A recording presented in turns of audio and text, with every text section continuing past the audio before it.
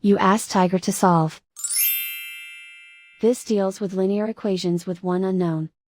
The final result is x equals 2. Let's solve it step by step. Group all x terms on the left side of the equation. Subtract 3x from both sides. Group like terms.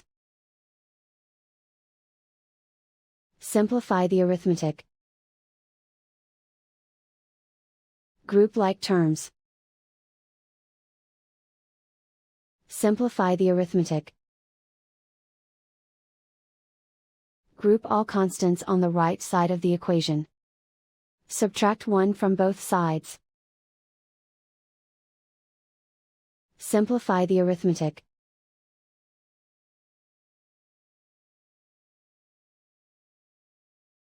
Isolate the x. Divide both sides by 2. Simplify the fraction. Find the greatest common factor of the numerator and denominator. Factor out and cancel the greatest common factor. And so the final result is x equals 2.